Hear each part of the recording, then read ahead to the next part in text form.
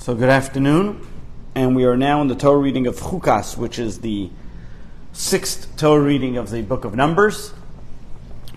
And going through the Torah reading, as we're soon going to see, this Torah reading takes us about 38 years span towards the end of the lifetime of the Moshe, Aaron, Miriam, not Moshe yet, because he only passes in the book of Deuteronomy, but the end of where Miriam passes, and the story where Moses hits the rock. But we're going to focus on the beginning of the Torah reading, which is about the laws of the Red Heifer. One of the things we find, especially we're now 9 months since October 7th, and one of the things we find a lot with people who unfortunately experience the opposite of life, have to encounter being in the war, or in general, even with what's going on in the world, the attention span for people to be able to sit and focus and to go back and to regular, normal behavior becomes very difficult. In any person, in any situation, whenever they encounter such type of tumultuous experiences in life, it is very difficult for them to go back to a normal life and to go back to things the way they were. How much more so when you're talking about an entire atmosphere of war, an entire atmosphere of every single day, unfortunately, you hear about another soldier and so on. So it, so to speak, gives people, allows people, or causes people, I should say, to be disconnected with reality to a certain respect. Especially when we talk about the ideas of any person encountering episode of death in their family, becomes very difficult for one asking questions. Why, what, where, when? There's a certain hole and gaping hole which continues to be in their life no matter what happens. As they continue to have these questions of why these things happen. But the bottom line, the concept of death by definition means a disconnect. Something which causes the person to disconnect, where you don't see that same excited being, that life that's penetrating within the body, automatically comes to cease to exist. That life, which we would call godliness, that soul which is in the body that causes it to penetrate, causes it to every single day vibrate and move, no longer is there. Tonight, we also mark 30 years since we no longer physically see the Rebbe, 30th yahrzeit, which of course is also a difficult time when we look back and we see what was the energizer, the generator, the energy behind the whole entire concept of belief in God and Hasidism and so on. So it gets challenging, and the darker the exile becomes, and the more we become further away, if you want to call it, from that episode, as much as we say we become used to a certain thing, but it also becomes more difficult.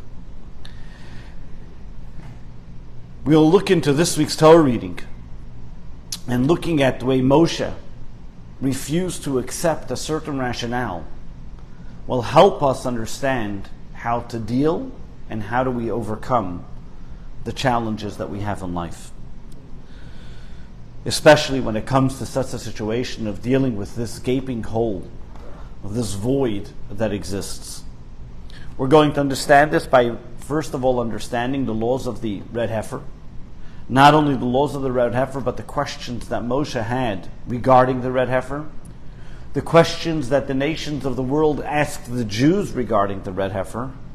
But even more so, God's response. What's the explanation? That even Moshe himself wasn't willing, so to speak, to accept that explanation.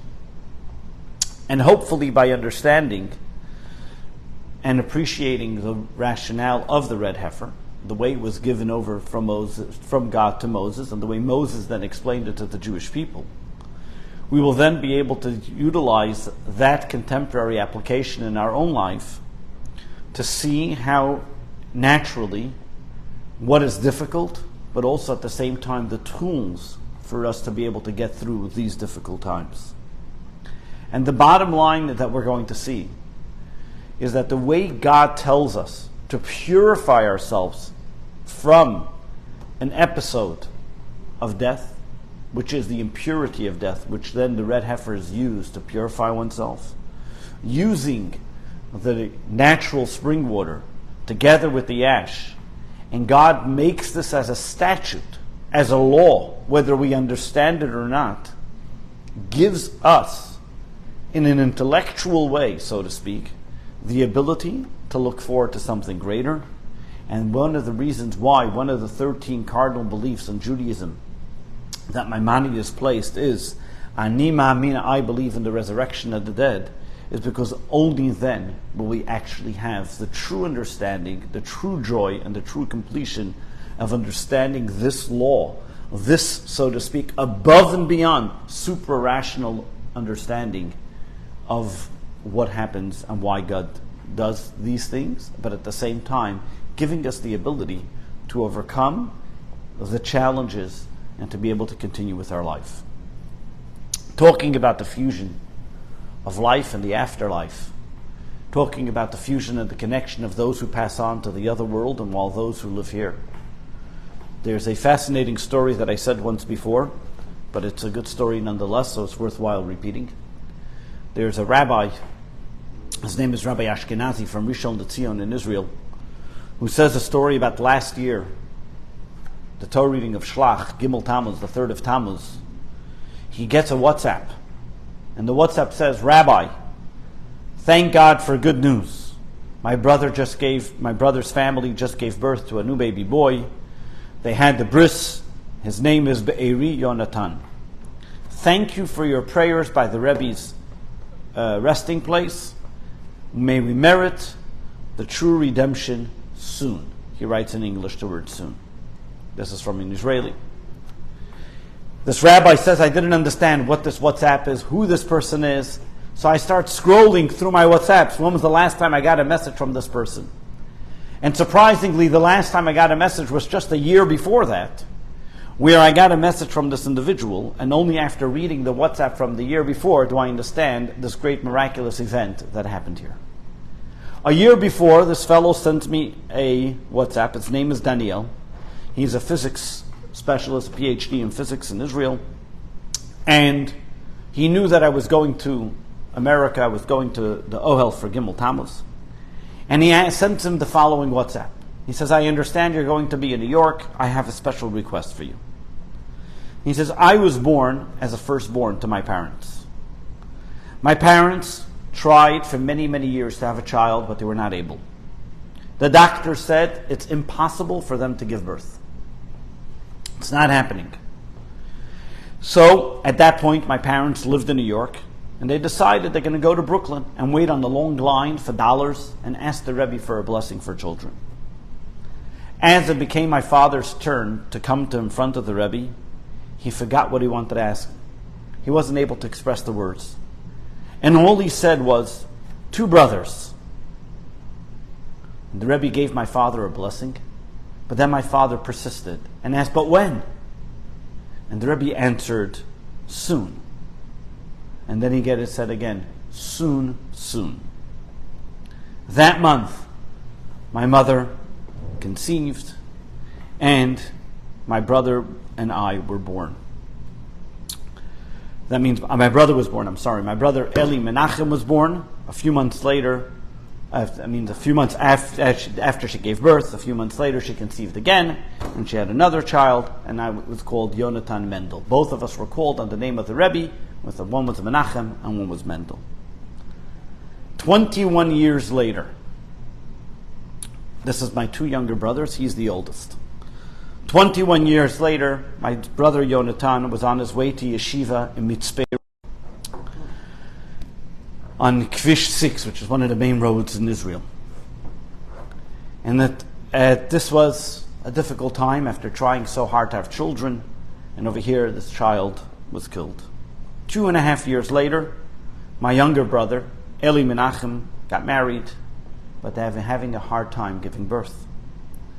And therefore, I turned to you, and I knew you were in New York, and I asked you, please, yes, we had a child, but don't disappoint us, we lost that child. And therefore, I'm asking you, at least let this next child have a child as well. And I asked you at that time to please pray by the Rebbe's resting place for that my brother should have a child. A year hasn't passed, and Baruch Hashem, and thank God, this brother gave birth, and he said, I asked him if I can say this story, and he said yes, but on one condition, that this year you go again to the Rebbe and ask for a blessing for another child. But that was the story from last year. But what we see is the connection between the afterlife, those that have passed on, and to those that are here in this world. But what we see over here is something fascinating. The idea of mixing together, and we're going to explore this idea, mixing together the ash, which is the ash that was in the red heifer, or the ash of the red heifer, together with the live spring water that had to be mixed together to be sprinkled on a person who became impure. So let's explore this idea. What are we talking about the red heifer? What was this ash? Why did it have to be done? And what's going on over here? So where are we? Let's put things first in a chronological order. First of all, we begin this week's Torah reading. The first words of this week's Torah reading is Zos CHUKAS Torah. These are the statutes of the Torah. And it starts to tell us about the laws of the red heifer. Why does this mitzvah come here? Why all of a sudden, after the story of Korach, after the story of the scouts that went into the land of Israel, the Meraglim, all of a sudden does the Torah come and tell us about the story, about the laws of the red heifer? Does this actually fit within the chronological order of the Jewish people's travels in the desert? After this story, as we mentioned, we've fast forward 38 years of the Jewish people traveling in the desert where we almost know nothing about their travels. So we know about their first 2 years, about all the different issues and complaints and that they had. 38 years zoom by, and all of a sudden we start to hear about the passing of Miriam, the passing of Aaron, the well goes away, the clouds of glory goes away, and then Moshe is passing and leading to the book of Deuteronomy of telling the Jewish people about his passing. But what happened during those 38 years? So if we look, 2 weeks ago, we read about the story of the scouts that happened on the 9th of Av. A year and a half later, after the Jewish people were then still stuck in the desert, everybody was going to die out of that generation. We then read about the story of Korach, which only happened after the story of the scouts, according to most opinions. So we are now at that period of a year and a half, 2 years since the Jewish people left Egypt. And as we mentioned, the next story is about the story of Miriam, Aaron, which is 38 years later. The Talmud says something very fascinating. That during those 38 years, Moshe almost had zero interaction with God telling him what to do. That means as long as there were people from the spies era, from that generation who left Egypt between ages 20 and 60 still alive, there was almost no communication that God told Moshe anything. That means he told them all the laws before, and he told them laws afterwards. During those 38 years, there was like a lull. We find that. We find in the book of Deuteronomy, where Moses tells the Jewish people, when all the people of the war died, then God spoke to me. The Talmud learns from there that means during that time, while they were dying, those 38 years, there was no talking to them. All of a sudden, we come, this week's Torah reading, after the story of Korach, after 38 years, we start learning about the laws of the red heifer. What's the connection? What's the relationship? Why is the red heifer placed right here? Was the red heifer told to the Jewish people at this point? We know that the laws of the red heifer actually were told to the Jewish people way earlier. For example, we learn about the red heifer in the book of Leviticus. We learn about the red heifer even before the Torah was given to the Jewish people, and we are told that God comes to the Jewish people in Marah, right after they crossed the sea. They came to a place where the water was bitter. Moses makes the water sweet for them, and over there he gave them 2 laws, 3 laws, the laws of respecting your parents, the laws of Shabbat, and the laws of the red heifer. The details of the laws only came afterwards, but the bottom line is he told them about the laws of the red heifer. Then the Talmud comes along and tells us as well that the day that the Mishkan, the tabernacle, was placed, which was on the 1st of Nisan, 8 laws were given to the Jewish people and explained in their details. One of them were about the red heifer. So we know that the laws of the red heifer were already discussed much earlier in the book of Numbers, before in the book of Leviticus, and before in the book of Exodus already. So now if this was already given to the Jewish people about a year and a half ago, that means when the tabernacle was built, which was a year after the Jewish people came out of Egypt, now we're 2 years later, why all of a sudden now does the Torah mention and tell us all the details of the laws of the red heifer? If this was given before Korach's problem and before the story of the scouts, Why all of a sudden now does the Torah tell us about the laws of the red heifer? Why all of a sudden does it place it into this Torah reading, which is right before Miriam's passing, right after the story of Korach? All of a sudden we're told about the laws of the red heifer. Seemingly this Torah reading belongs way earlier. And there's many different answers that we can find. Some can answer simply saying, well, what were the Jews busy for the past 38 years doing? Burying people. What is the red heifer about? When you have to purify yourself from after touching a dead body. So probably maybe that's why it was here. But there's no commentaries that actually address that exact point. The Chizkuni, an 11th century scholar or commentary on the Torah, explains and says, the reason why it was after the story of Korach, because if you recall, when Korach made his coup against Moshe, many of the Jews died. 250 were killed by bringing the incense, as we discussed last week. And then there was another 14,000 that died on a plague afterwards. So the Jewish people became impure by burying those people. And therefore, right afterwards, the Torah tells us the details of what you do to go about when somebody becomes impure. That's one answer. The problem is, with that answer, is this is not the only time that Jews died in the desert. This was not the only plague that it came to the Jewish people. If you look back, there were many different plagues that happened to the Jewish people. There was when they complained about the menu, about they wanted birds and they didn't want only the manna. Over there, Jewish people died. There were people that died already earlier by the time of the golden calf. So there were people that died throughout the desert. And if you're going to say that any time there was a plague and people died, then the story of the red heifer should have been mentioned much more times than just now.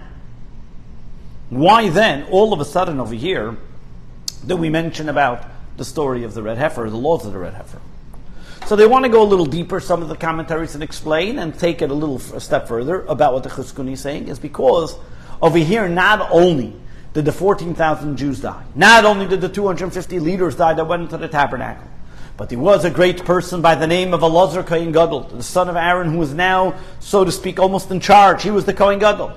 He also became impure because he was told to take those pans that the 250 people used, and they were supposed to, and he took them to melt them and use them as a lid that was used for the altar. So he became impure, and he was very important that he should become pure because they needed him to work in the holy temple. So therefore, over here, the Torah tells us about the laws of the purity because there was a person who was desperately needed, so to speak, in the holy temple, in the tabernacle, and therefore tells us about the laws of the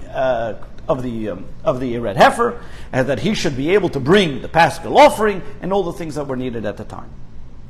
Still in all, why does it say it here? The laws could have been mentioned before, and then when Korach's story came about, we still could have known about the laws. Why specifically right after the coup of Korach, right before the passing of Miriam, and so on? And therefore, there are some commentators that take it the opposite way. Instead of looking what happened previously, they look what happened next. The next thing that we learn about in this week's Torah reading is the sudden passing of Miriam and of Aaron. And it tells us about the passing of two great people who were traveled along with the Jewish people, who were mentors and leaders for the Jewish people. And they did not merit to go into the Holy Land of Israel. While this generation right now, that's around 38 years later, would be going into the land of Israel, their leaders, Miriam, Aaron, and Moses, were not going into the land of Israel. What's the Torah telling us? Why does the Torah tell us about the law of the red heifer? Because the laws of the red heifer give us the ability, the tools for us to deal with this loss that we're about to experience. The loss of the great leaders of the Jewish people. As the Talmud says, in Moed Katan, the Talmud says, why is the passing of Miriam right next to the story of the Parah Aduma of the red heifer to teach us? Just like the red heifer atones for the sin of impurity, so too the passing of the righteous atone for our sins. What does this mean? What is it telling us? But if we take it a step further, we look at what's going on here. Over here, Moses, Miriam, and Aaron, the three great giants that led the Jewish people out of Egypt throughout the desert for 40 years. They themselves were not going into the land of Israel. The devastation, the loss, the all of a sudden cessation of life that they're going to go through, that the Jewish people are going to have to deal with. That this land that was promised to the Jewish people that they're going to enter, their mentors, their leaders are not going to be with them.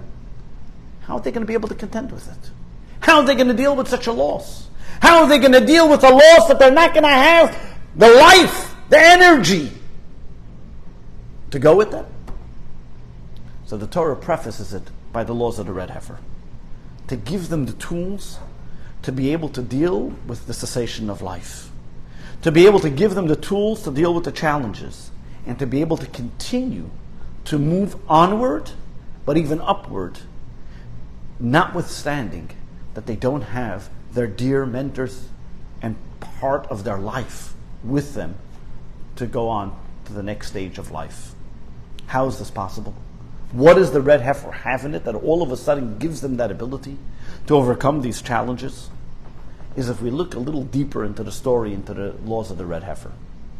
Like we mentioned, this week's Torah reading starts with something fascinating or unique, I should say, that no other Torah reading begins with.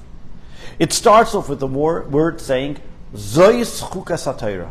These are the statutes of the Torah. And goes on to tell us the laws of the Red Heifer. Number one, you have to take a red heifer that doesn't have a blemish. You will then give it to the Kohen. The Kohen then takes it outside the camp and he has to slaughter it. Then he takes what he slaughtered and he burns it that it becomes completely ash. Takes that ash, mixes it with earth. Then mixes in live spring water, meaning live water, spring water from a living spring or a running spring. Then what he does is, takes a weed and dips it into this mixture that he has and sprinkles it onto the person who is impure, while the person who is pure becomes impure himself for a day, and everything else becomes pure. If we look at what's going on over here, this law of the red heifer, what are we doing? We have to take this special calf, a young one, it's a year old, can't have any blemishes, was never used before. In fact, there was a way they knew that it was never used before. There was two strings. It says in the time of the Talmud, there was once, in the time of the second temple era, there was a Roman guy who tried to cheat the Jewish people. He says, I'll sell you a red heifer. And we had a brand new one, so he said, I'm going to put on a yoke on it to make it work, and they will never know the difference. And the rabbis came the next day, they inspected it and said, no, we can't take it because it had a yoke on it. I said, how do you know? He said, because there's two hairs that have to be straight up. The moment you put a yoke in it, it's bent. And then he had to recognize that the rabbi's greatness is greater than his, and he understood that when the Torah tells us something, we have to follow. But what did he do? He took this, what did they do? They took this cow, they slaughtered it, and then they burnt its skin and its flesh, and they mixed the ash with the water, and they had to sprinkle it on the person. But the Torah tells us beforehand. You say, what's this crazy thing? Zois CHUKAS HaTorah. These are the statutes of the Torah. What's the Torah telling us? CHUKAS, the word statute. As we mentioned many times previously in the Torah, there are three categories of mitzvahs. There's a mitzvah which is self-understood, which is called mishpatim. For example, not to kill, not to steal, respect your parents. These are mitzvahs which are seemingly self-understood. As the words of the Talmud, if God forbid the Torah hasn't been given, we would still have to observe these mitzvahs. Why? Because if you want any ethical values, that's what you have to observe. If you want a normal society, you have to have mishpatim, you have to have laws. Laws which are seemingly rational, self-understood without the Torah. Then there are laws which are called edus. Edus means testimony. For example, the law of Shabbos. We observe Shabbos because God rested on the seventh day. We observe Pesach because the Jewish people came out of Egypt. So there are laws. We may not understand the intricate details of why God decided that we should observe it this way, but we know they are commemorative laws. We're commemorating an episode that happened, and therefore there is a rationale to it. But then there are laws which are super rational. We have no clue why God told us to do it. They are zero make sense, so to speak, in our own eyes, in our physical, materialistic eyes. We don't understand them. For example, the laws of kosher. Why is a pig not kosher, but a cow is kosher? Why is milk and meat together not kosher, but milk on its own and meat on its own is kosher? Why is wool and linen mixed in a garment not allowed, but wool and linen separately is allowed? Whatever it may be. And all the different laws. What makes something pure and impure? All the laws of purity and impurity are super rational. It's because this is the way God said it. Rashi says that what's going to happen is, and God told the Jewish people, why does God begin this week's Torah reading by saying, these are the statutes of the Torah? Because what's going to happen, you're going to be assimilated amongst the nations of the world. And the nations of the world are going to say, what are you guys, crazy? Why do you keep these laws? They don't make sense. And they're going to make fun. So therefore, what does God come along and say? These are the laws of the Torah. These are the statutes. There is no reason given. In the words that Rashi uses, CHUKAS, a statute I have engraved, and there's no questioning. This is the way it is. Tough luck. There's no rationale. Don't even look to make a rationale. Don't even look to see why, what, when, and where, and how. This is the way it is. There's no reason for it. The Medrash, the commentators say a story about Rabbi Yochanan ben Zakkai, great Talmudic scholar in time of the Mishnah, that once a non-Jew came into his home and asked him, what is this business that you're doing? You're mixing this voodoo, you're mixing ash and water and spraying it on somebody. This looks like voodoo, this looks like, witchcraft. So Rabbi Yochanan ben Zakkai turns to them and says, the same way you guys get rid of your impurities by some voodoo, we also have our method of doing things. What's the difference? You have your way of doing it, we have our way of doing it. When the non-Jew left, his students asked him, I understand that this is the way you just pushed the guy away because you didn't want to deal with him to answer the question. But what about for us? Us students, this looks like voodoo, this looks like some witchcraft that we're doing. Why do we do it? And he looks at them and he says as following. The dead does not make somebody impure, neither does the cow make somebody pure. It is only because that's the way God said. Like you're asking me a question, why does this mixture, it looks like voodoo, you're making this guy pure? 1 second. Why did the dead person make the person impure? The only reason why the dead person made the person impure was because that's what God said. And God said this is the way you purified. There's no rationale. The question that some ask, and every person can ask the same question, this non-Jew that he walked in, was that his only problem with Judaism? Is that the only thing in Judaism that doesn't make sense to you? I can find you plenty more laws in the Torah which don't make sense. Sacrifices make sense to you. Why you're not allowed to have a pig but you're allowed to have a cow does make sense to you. And that you send the goat on Yom Kippur to throw it down the mountain does make sense. All of a sudden, this is the problem that the non-Jews are going to have, is about the red heifer. And this is the place where God comes along and says, this is what I decreed, and tough luck. What about all the other things that don't make sense? Even more than that. Not only do the non-Jews don't understand this mitzvah, but even King Solomon. King Solomon said about the mitzvah of the red heifer, I understand, I'm a pretty smart guy, but when it comes to certain things, I just don't understand. And he said, I understand and I found explanations for all the mitzvahs in the Torah. But the red heifer can't find an explanation. And the question is, King Solomon, you're so smart. You found for every mitzvah something. You can't find any inkling a little bit about the red heifer. On the other hand, what's the big deal that he says he can't understand? Who could understand everything God does?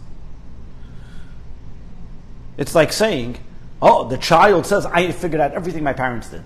You really understand? You don't understand. Some things you'll never understand.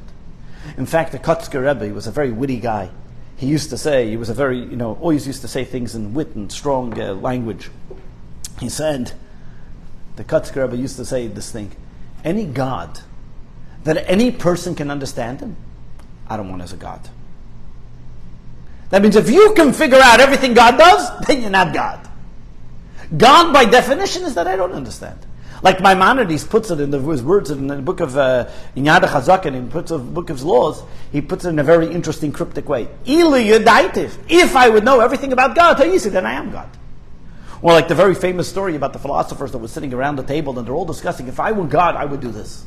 And all of a sudden, a young kid comes by and says, if you were God, you would be exactly doing what he's doing. Because then you would know why he's doing it. If you would know what God is, then you would be God.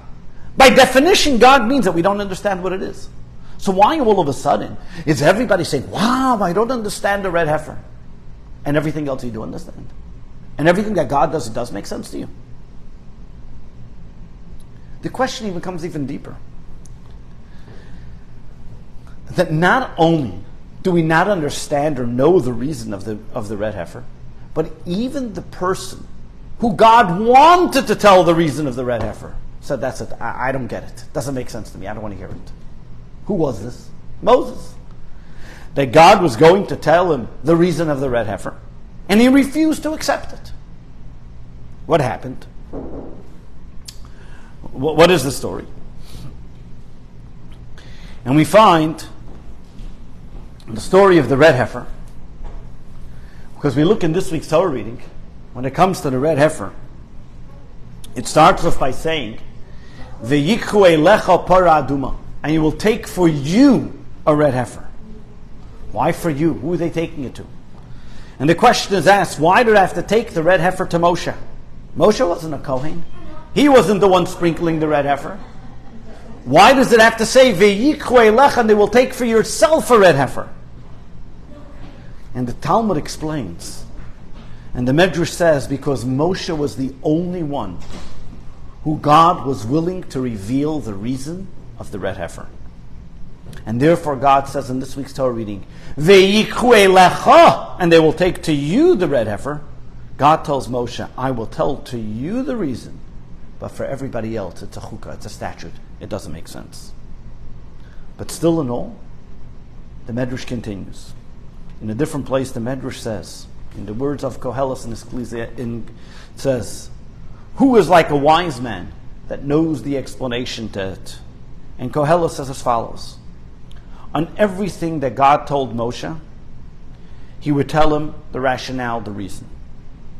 He would tell him purity and impurity, why this becomes impure, and why this is the method of purification. All of a sudden, it came to the Torah reading in the book of Leviticus, where it tells us about the laws of impurity because of a person's passing. When it talks about the death of an individual, and therefore that body becomes impure, any person coming in contact with that body becomes impure. Moshe asks God, Almighty God, if these people become impure because of coming in contact with a dead body, how are they going to be able to purify themselves? How are they going to be able to become pure? And the Medrash says that God did not respond. At that point, Moshe's face changed colors.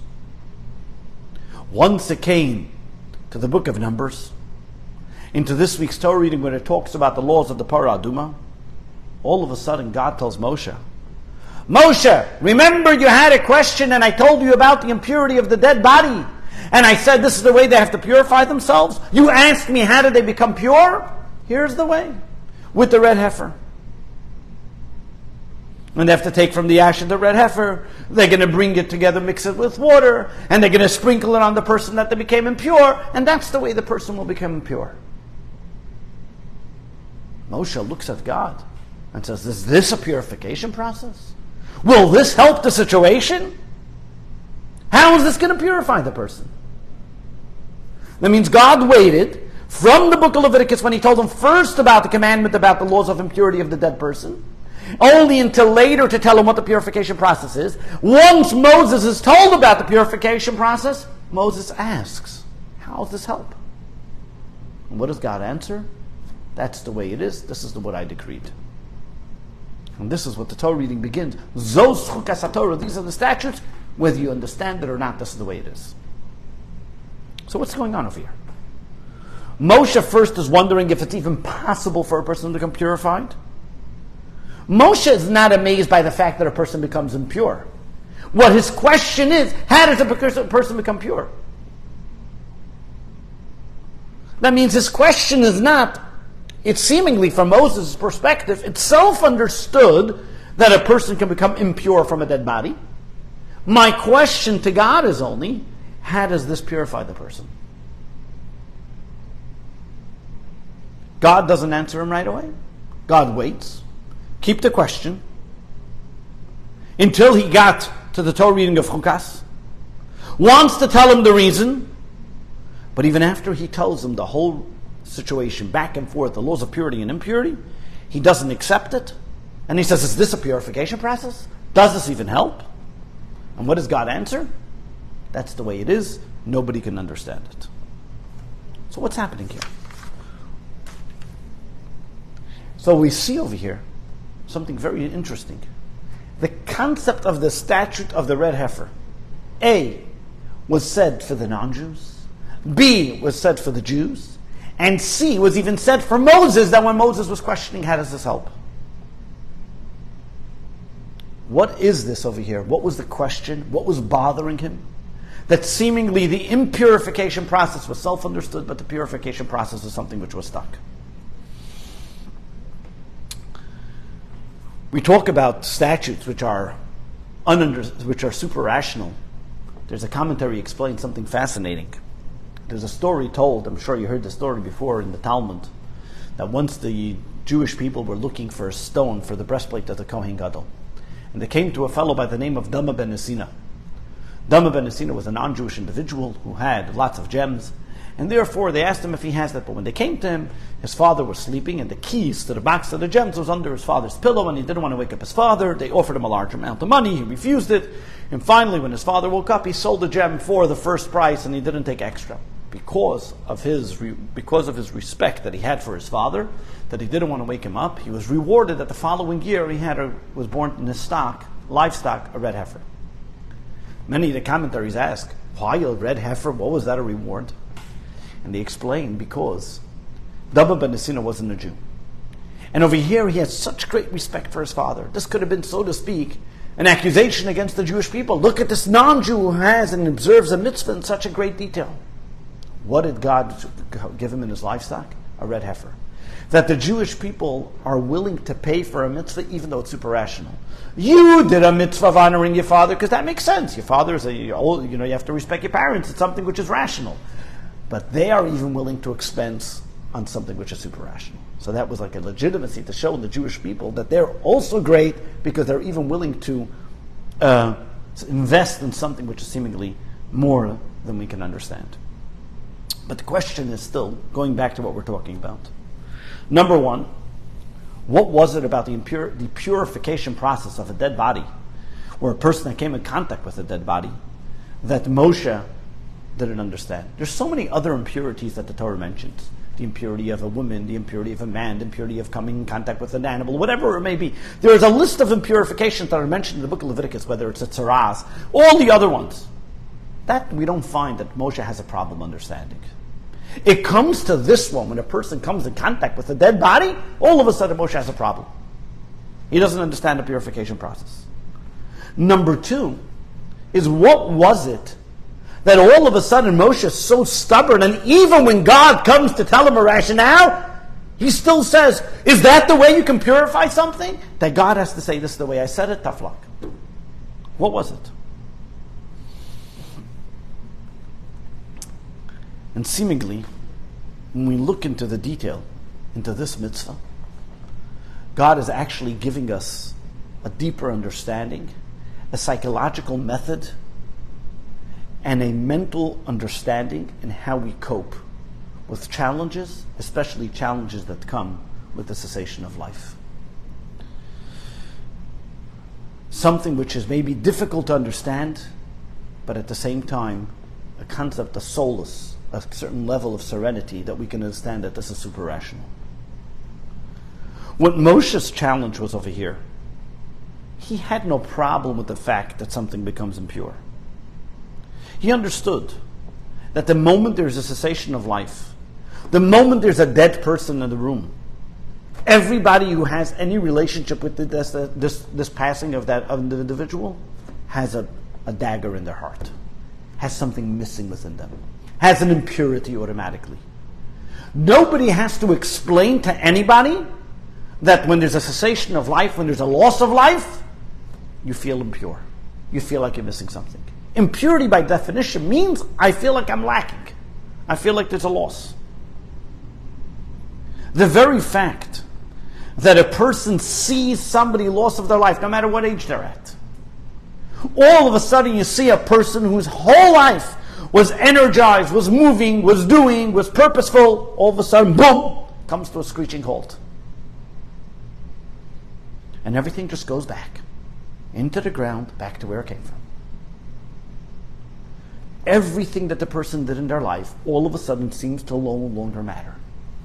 Why? Because the person's now on the ground.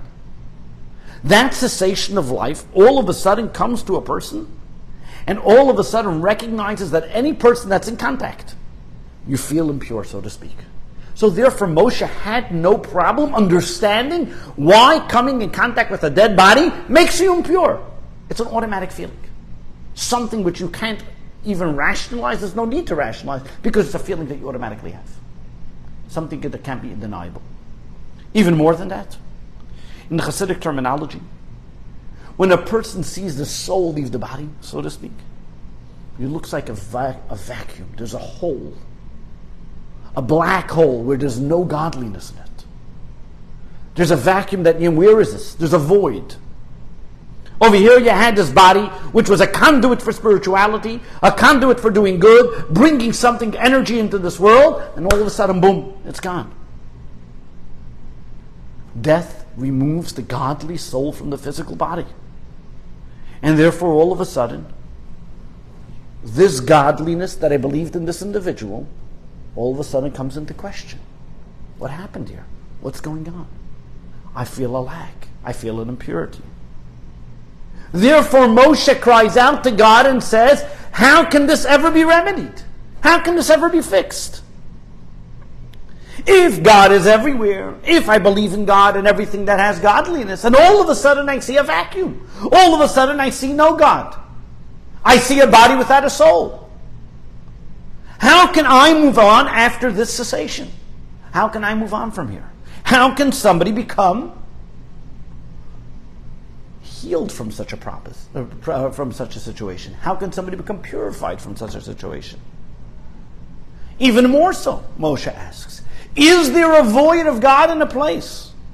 What's the purpose of the body for so long if eventually it's automatically going to disappear? It's going to go back into the ground. What's the purpose? What's the purpose of life if there's death? That's Moshe's question. If you look at every level of impurity that exists in the Torah, the Kuzari explains that why is there, for example, impurity when a woman has her menstrual period, or in any of the impurities that you look in the Torah, is because all of them have to do with a potential loss of life. So, for example, by a woman, the very fact that she has her menstrual period, that means she didn't become pregnant, so there was a potential loss of life. The same thing is also by a tsaras. If a person has leprosy, the tsaras disease is considered as if he's dead, because now he's not considered active, he has to be excommunicated. All the different types of impurities that you have this level of a lack of life. And because of that, the concept of impurity means that there's no life here. You understand, impurity means a lack, a loss. So when it came to, especially when it comes to a lack of life, that means an impurity which is because you come in contact with a dead body. How much more so? You don't see the soul and body connection, you realize that there's an impurity here. It's obvious the impurity. When the soul leaves the body, one is able to see that the body is back only an earthly thing. There's nothing to it, if you want to call it. And therefore, Moshe's question is, how can somebody become purified from such an impurity? If it came especially, we're not talking about, it came from a holy place. It's coming from a place that until now the soul and the body were connected, and now it's no longer here. How can I ever fuse that two together? It's not coming back into it. The Rebbe expounded on this on the Shloshim, on the day of the Shloshim of the passing of the Rebbetzin in 1988. And you're able to hear the emotion, the cry, the breakingness in the Rebbe's voice. And seemingly, how is it possible? Because when there's a loss of life, you see, so to speak, only the fact that God is the taker, not the giver. And you ask yourself the question, where is the God that I have seen in this person's life that was continuing giving life to this person? And what did God do? God took. As we say in the prayers by a funeral, God gave and God took. And we say, yes, God is the true judge. But the question, the impurity, the hurt, the break is still there. And therefore, as we see in the Medrash tells us that when Moshe came to this week's Torah reading, and God tells him the details of what is about the Red Heifer, Moshe responds and says, but still, I don't understand. How is this going to purify the person? How does this help? After all the explanations that you're going to give me, and this is what he has to do, that and the other, but the bottom line is, I still have that break in my heart. The bottom line is that in my heart and my soul, I still see a cessation of life. I still see a gap. So how is it possible that the God that I know, who's a giver and a revealed good, and gives from his generous hand and heart, over here all of a sudden took? What did God do? Did God respond? God didn't respond, which also teaches us a very important lesson. When a person's broken, we don't have the answers. We don't have to have the answer. God didn't respond right away. Not only did he not respond right away, because God actually let the question stay. Because a question, so to speak, breaks up. A question segments the existence, the action, the actuality. Death is not just another point, but it's another point in life. Death, so to speak, breaks up the existence of the individual. And therefore the answer was not about Moses had a question, so God has now an answer. It's not that simple. You have an question, okay, I don't understand, so therefore I'll make you understand. That's not what happens here.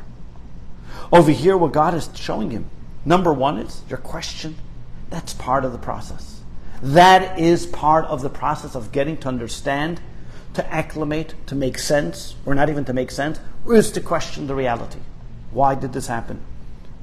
Leave it as a question. The question continued throughout the book of Leviticus, throughout the book of Numbers.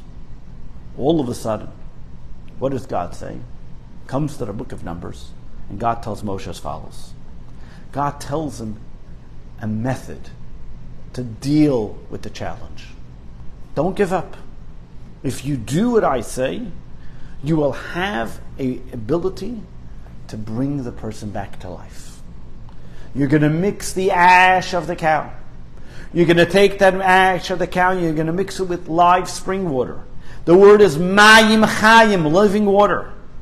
If you do this, the person comes back to life. Moshe says, 1 second. This can all be a very nice explanation, an answer. I can do it, I can feel good for a moment.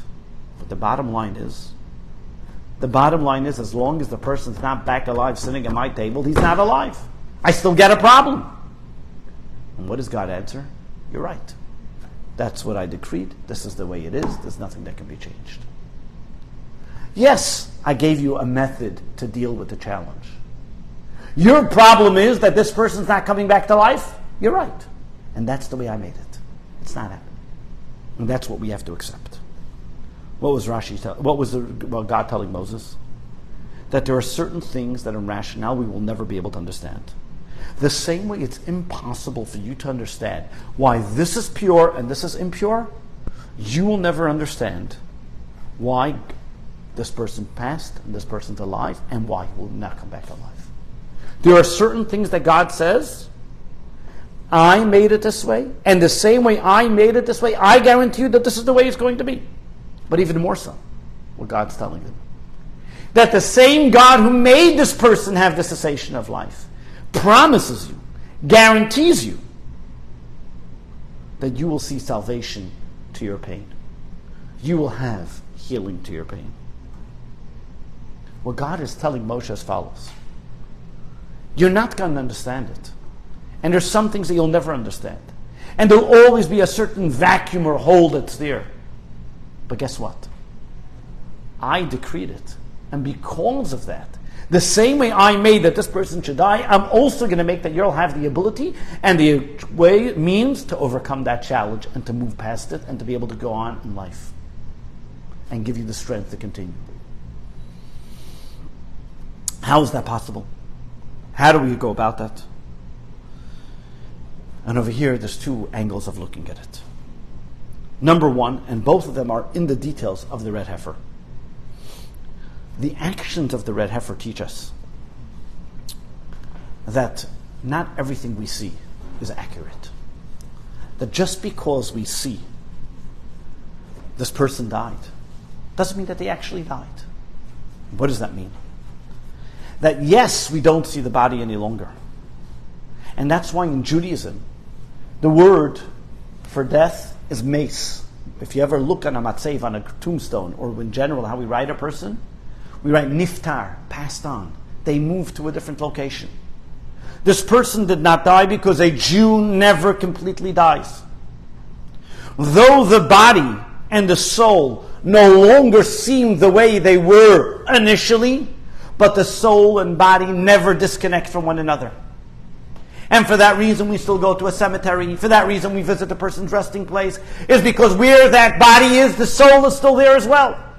And everything the person did while they were alive as the soul and body together, that energy still continues to be there. So what it seems to us from our life, that it looks like now a body without life, God tells us in the story of the Parah Aduma that it does have life. It continues to have life. There's holiness that continues to be there. And for that reason, we are against cremation. Therefore, we absolute burial. And that's why cremation to the body is like murder to the soul.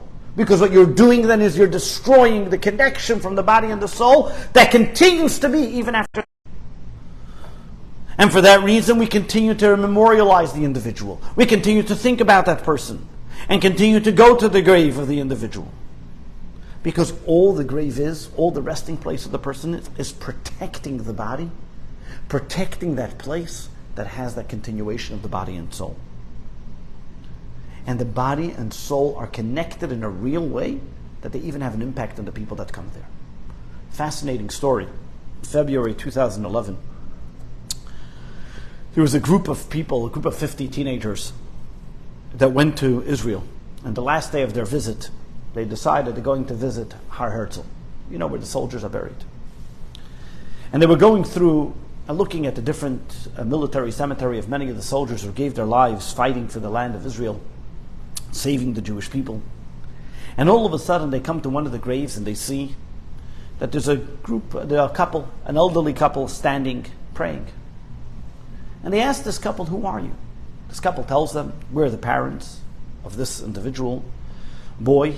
He was a paratrooper by the name of Erez Deri, who his jeep turned over when they were leaving Jenin, and the teenager asked, does this happen to be, is this his yard site? Why are you guys here today? Is this his yard site?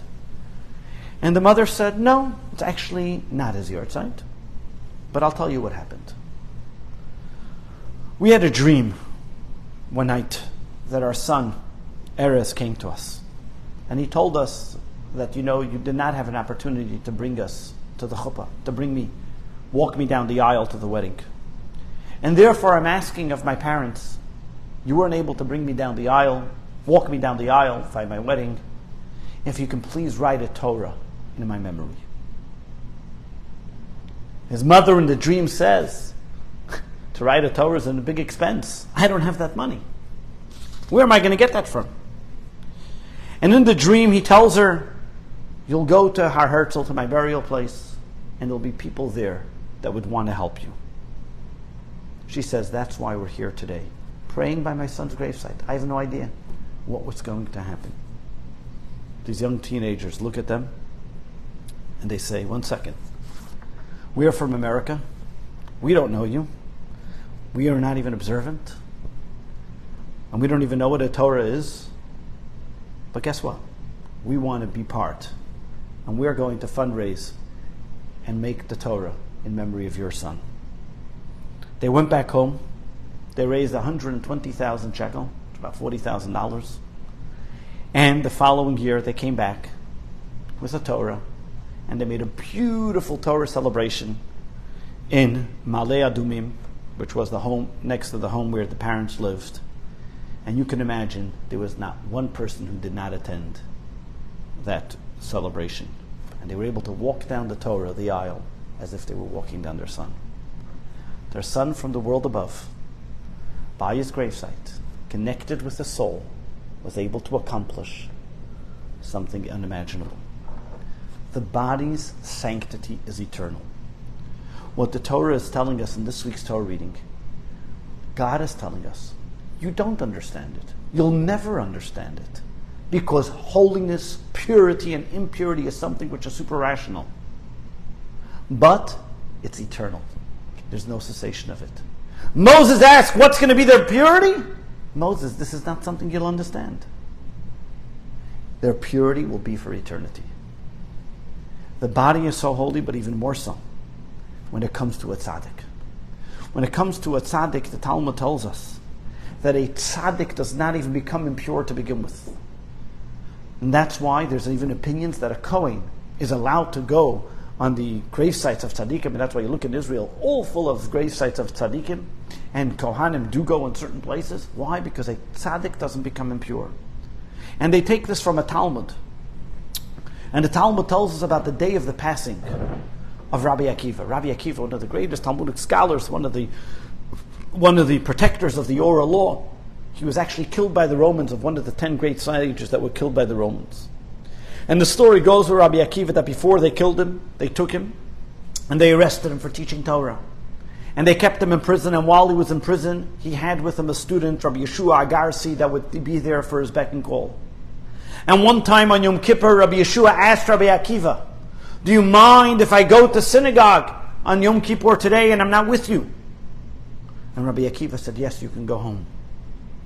And Rabbi Yeshua went home, and all of a sudden, as he's home that night, Elijah the prophet comes and knocks on his door and says, Yeshua, come with me.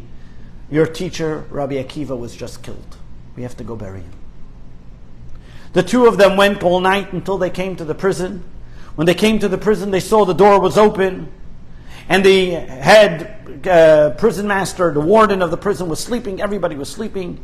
They came to the door where Rabbi Akiva was and was killed, and it was all open. And Elijah the prophet, together with Rabbi Yeshua, were going to take Rabbi Akiva and bury him.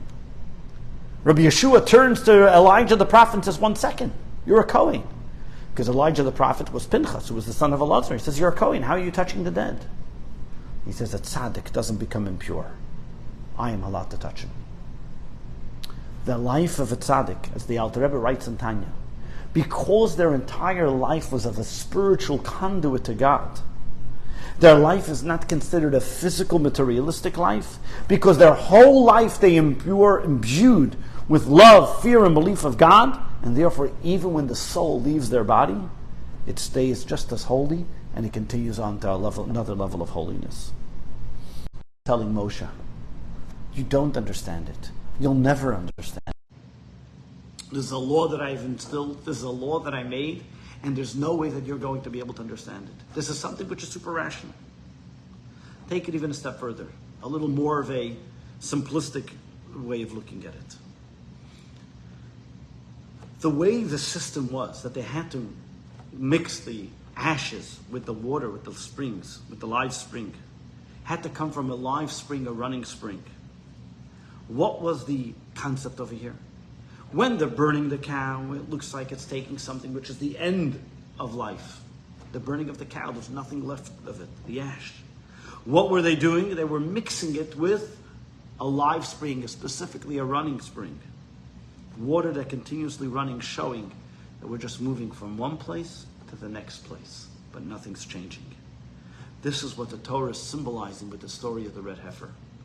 When a person comes in happening with a dead body is the very idea that all of a sudden it's a cessation of life. I have no continuation. It's done. It's over. What am I going to do? How am I going to continue from here? What does the Torah say? Take that ash. Take that seemingly ending where there's nothing left of it. Mix it together with live water. Realize that it's not an end. It's just a transition. It moved from point A, just like the water that moved from point A to point B. The water that goes from one continues, so too. As we remember our loved ones, remember somebody who may have passed, and we all of a sudden we take what they've taught us. We remember who they are. We remember and we continue to live their legacy. What we're in essence doing is continuing their holiness, their soul, just transitioning them from one point to another. Is a transition a difficult one? Absolutely. Is it one that we understand? Absolutely not.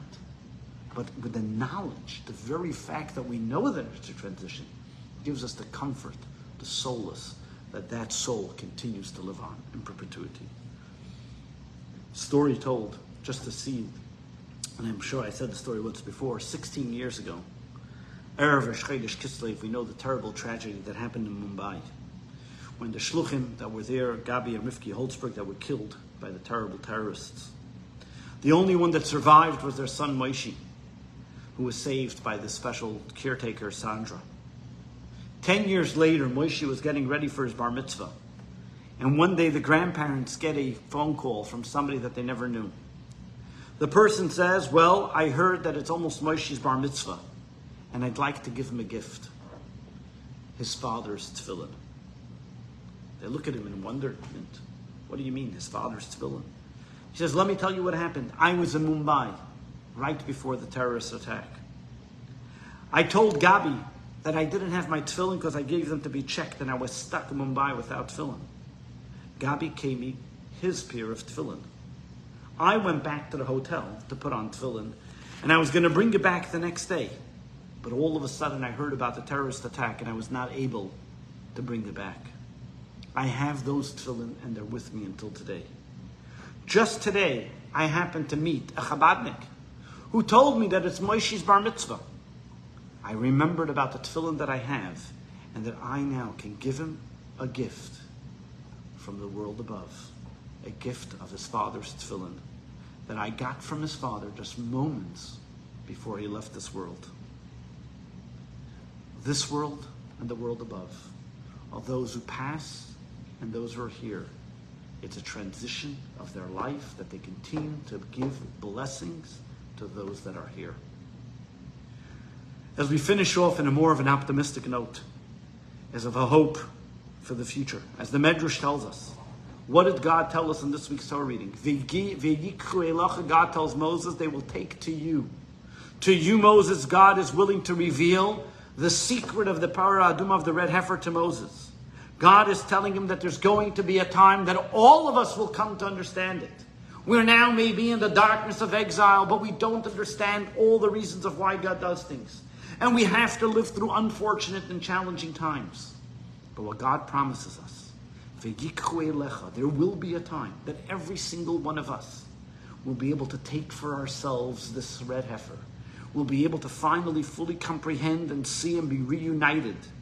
Not only with our loved ones, but be able to see the holiness that they've endured, the holiness that they've imbued, and the holiness they've been brought to the world. Yes, we ask of God today, how can we understand this? It's difficult. We're living through very difficult and challenging times. And we're not happy with all the different super-rational explanations, as good as they may be, but we want the ultimate, is to be reunited with our loved ones. To have that time of the coming of Moshiach.